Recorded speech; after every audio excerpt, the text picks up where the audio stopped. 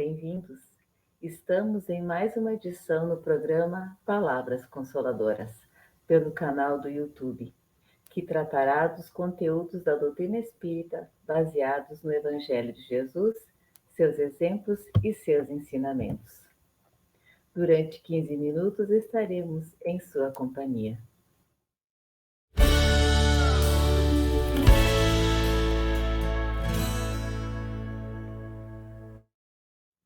A União Municipal Espírita de Caxias do Sul é responsável pela condução deste programa e hoje vamos falar sobre Paulo de Tarso e a caridade.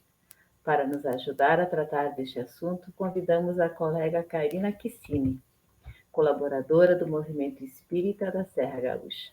Lembramos que a bibliografia do tema está na descrição do vídeo. Seja bem-vinda, Karina. Olá, Rose. Olá aos nossos queridos ouvintes. É sempre uma enorme gratidão estarmos aqui em mais um programa Palavras Consoladoras. É sempre um privilégio conversarmos sobre essa doutrina que nos esclarece tanto, não é mesmo, Karina? Com certeza. Mas vamos então ver o que Paulo de Tarso fala para nós sobre a caridade.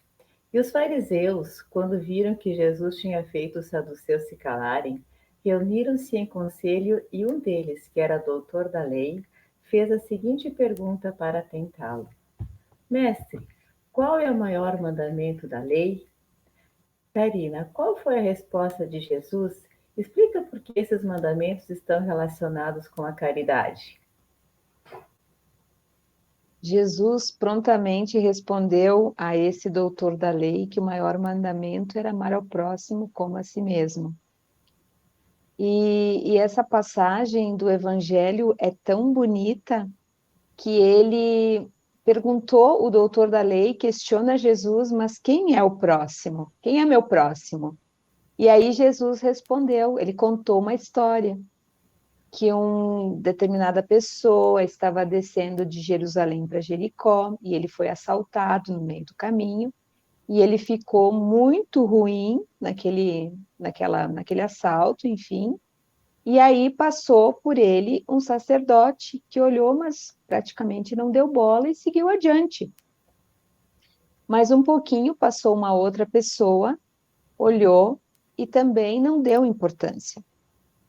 E aí, dando seguimento, passou um samaritano, que olhando aquele cidadão tão adoentado, naquela situação tão difícil, ele se condoeu dele, e aí ele tratou as feridas, ele olhou para ele curou no sentido, ele olhou para ele ajudou, ele o conduziu para uma estalagem, lá ele se propôs a fazer o pagamento, que cuidassem dele, que quando ele voltasse, ele restituiria todo o dinheiro que tivesse sido gasto, então, naquele pouso que ele deixou aquele cidadão.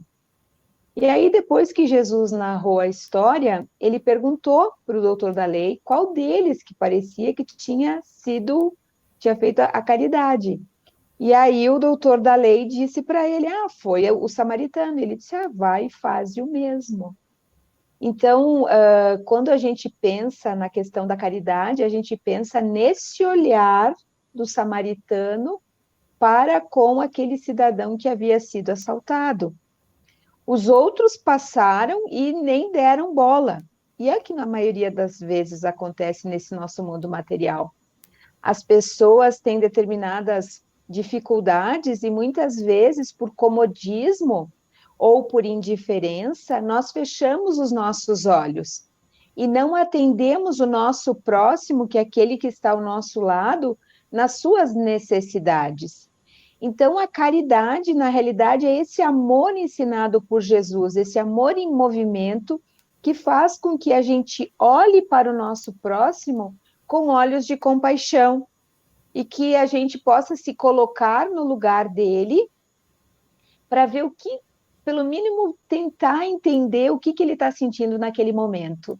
Então, essa passagem é belíssima, que está no Evangelho. Então, ela nos fala sobre Jesus ensinando sobre o que é a caridade, o que é o amor ao próximo. E lembrando, né, Karina, que às vezes o próximo é o que está mais próximo de nós, né? Dentro do nosso lar, que nós também temos que ter esse olhar conduído, como tu mesmo mencionaste, porque em muitos movimentos nós olhamos muito para fora, mas esquecemos de fazer esse movimento de quem está muito próximo de nós. E Com Karina, pode falar. Não, eu ia complementar com certeza. Sempre a nossa família que é o primeiro, que é aquele núcleo reduzido que a gente tem que desenvolver a lei do amor justamente ali, com os nossos afetos e com os nossos desafetos. Então, o nosso primeiro olhar deve ser para dentro dos nossos lares. E Karina, qual é o verdadeiro sentido da palavra caridade como entendia Jesus? Amar indistintamente, sem exigir nada em troca, benevolência para com todos. E a parábola, por si só, ela nos mostra o sentido da caridade ensinado por Jesus. Então, as pessoas que eram mais renegadas naquele tempo, como o samaritano, naquela sociedade em que eles estavam inseridos, foi aquele que teve compaixão. Então, ele teve um olhar de compaixão, ele teve um olhar de amor para aquele que estava necessitado. Então, esse é o sentido da caridade ensinado por Jesus. A gente se desvestir dos nossos pré-conceitos e a gente ajudar o nosso próximo indistintamente, sem olhar se ele é branco, se ele é preto, se ele é pobre, se ele é rico, qual a condição social que ele tem, qual a condição econômica, qual a condição de intelectualmente falando que ele tem. Então, é este olhar de compaixão ensinado pelo mestre. E bem colocado no sentido quando ele coloca aquele primeiro sacerdote, o levita e o samaritano. Então, cada figura é emblemática nessa história. Cada figura tem uma representação especial. Então, aqueles que muitas vezes a gente dá mais importância, vamos dizer, o sacerdote foi o que menos teve compaixão. Então, às vezes, nós temos tantos conhecimentos e não temos nada. Então, não adianta nós conhecermos tanto se a gente não olhar para o próximo, se a gente não se desvestir de determinados preconceitos. E outra coisa, nós temos também a questão do orgulho e do egoísmo, que quando a gente pensa que é melhor do que os outros, e nós não somos melhores do que ninguém. Nós somos, aos olhos de Deus, não somos iguais. Então, Deus não nos vê pela cor de pele, pela nossa condição social, nada disso. Deus nos olha pelas nossas atitudes. Então, o Mestre querido veio nos ensinar justamente esse amor sem esperar nada em troca. É o amor doação, é o amor que não quer agradecimento, é o amor em movimento, é o amor que tem empatia, que se coloca no lugar, que não fica fazendo julgamentos das pessoas. E essa é uma das nossas maiores dificuldades. Nós pensamos na caridade, mas muitas vezes nós pensamos em retribuição com aquilo que nós estivermos fazendo. Ou seja, eu faço alguma coisa, mas às vezes eu penso assim, mas a pessoa nem me agradece. Então, se a gente pensar em qualquer tipo de agradecimento por aquilo que a gente passa, então podemos esquecer que a gente não está praticando a verdadeira caridade. E também, Karina, é importante nós ressaltarmos que todos nós podemos fazer a caridade, né? Independente de nós termos ou não condições, como tu mesmo falaste, financeiras e materiais, porque ela pode se dar de uma outra forma.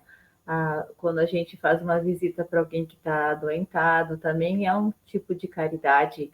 Quando nós escutamos alguém, quando a gente simplesmente visita alguém ou liga para alguém perguntando se está bem, isso também é uma questão, é um ato de caridade que nós podemos fazer. E Paulo mesmo, Paulo de Tarso, ele fala que justamente ele dá por importância a caridade porque todos nós podemos fazê-la, né? Com certeza. Todos nós podemos fazer a caridade, basta que a gente queira fazer a caridade. É preciso que nós queiramos fazer a caridade. Quando a gente fala de caridade aqui, especificamente, nós estamos mais falando da caridade moral. Porque a caridade material, agora nós estamos na época do inverno, Então, nós doarmos algo que está lá no roupeiro e que a gente não usa, é muito mais fácil. A caridade material é fácil de fazer, relativamente fácil. Mas a caridade moral é muito mais difícil. O perdão das ofensas é uma caridade. O cuidado, como tu mencionaste antes, com relação às pessoas que estão necessitadas, é uma caridade. A prece é uma caridade. Calar quando alguém nos ofende é uma caridade. Então, quando Jesus fala do amor ao próximo como a si mesmo, é nós fazermos para o próximo aquilo que nós gostaríamos que nos fosse feito. E na maioria das vezes a gente esquece essa regrinha que muitas vezes a gente diz que está tão batida, mas a gente fala tanto nisso, a gente fala, mas a gente não aprendeu ainda com Jesus o que realmente seja caridade. Um dia, quando amadurecermos mais, pelas nossas experiências, a gente vai entender o significado desse amor que Jesus nos ensinou. É um desafio para todos nós, né, Karina?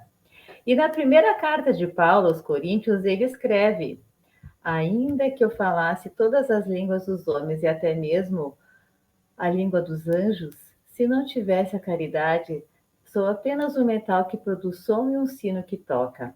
Paulo afirma que entre a fé, a esperança e a caridade, a maior delas é a caridade. Por que, Karina, então, que Paulo via na caridade a principal virtude entre a fé e a esperança? Porque a caridade é esse olhar que nós falamos, né, anteriormente, esse olhar para o próximo, a preocupação para com o próximo, é esquecer de nós mesmos. Em outras palavras, a gente poderia até assim, é quando a gente esquece das nossas dores para olhar para a dor do próximo. E as coisas começam a fazer ter um outro sentido na nossa vida. Então, nós, na nossa vida, a gente se preocupa muito com as questões materiais. A gente se preocupa muito com o dia a dia, uma correria, a gente está sempre preocupado com as coisas materiais. E quando a gente tem esse olhar para o nosso semelhante, para o nosso próximo, isso é caridade. E aí a gente esquece até mesmo das nossas dores. Por isso que Paulo falou, e Paulo, com toda como é que a gente diz? Em toda a categoria, não diria a categoria, me fugiu a palavra agora para dizer, mas Paulo foi um grande propagador do evangelho, fez tanta caridade, né? Se não fosse Paulo de Tarso, nós não teríamos a divulgação do evangelho pelos gentios, por tantas gentes. Então, Paulo tem, com certeza, autoridade, essa é a palavra que havia me fugido antes. Paulo tem autoridade moral para nos falar de caridade. E ele fala que ela é a mais importante. Que bom que ele pôde nos deixar esse legado, não é mesmo? E a história humana guarda o nome de alguns gigantes que lograram êxito na caridade, mas a caridade é uma virtude que não se mostra. Muitos passaram anônimos aos festejos mundanos, não se importaram com isso. O fato é que a caridade não consegue andar se não for de mãos dadas com a humildade. Explica para nós, Karina, essa máxima. Não tem como a gente querer exercer a caridade com orgulho. Como que eu vou, se eu sou uma pessoa orgulhosa, como que eu vou conseguir ter empatia por alguém? Porque eu vou sempre achar que eu sou melhor que os outros. Então, eu tenho que ter humildade dentro do meu coração, reconhecer a minha pequenez para que eu possa ajudar os outros. Mesmo nós temos exemplos como o Chico Xavier, que foi um grande cristão, um grande exemplo para todos nós, um espírito valoroso, que deixou as suas questões pessoais em favor do próximo. Então, nós poderíamos dizer que é nós deixarmos os interesses pessoais nossos em favor dos outros e termos a humildade de reconhecermos que nós somos muito pequenos nesse processo todo, que é a nossa evolução. Então, nós temos um longo caminho, Karina, e todos nós, né? Mas o tempo passa muito rápido e nós já estamos chegando ao final do nosso programa. Eu quero agradecer a tua presença, a tua disponibilidade de estar aqui para nos esclarecer um pouco mais. E eu gostaria que você desse as tuas considerações finais, Karina. Agradecer essa oportunidade de estarmos aqui, debatendo assuntos tão importantes como a caridade, e desejando muita paz, muita luz para todos os nossos corações. Muito obrigada. Então, nós despedimos, desejando que as bênçãos do Senhor permaneçam em todos os corações. Foi um privilégio estar em sua companhia. Até o próximo encontro. E se você gostou, curta, comenta e compartilha.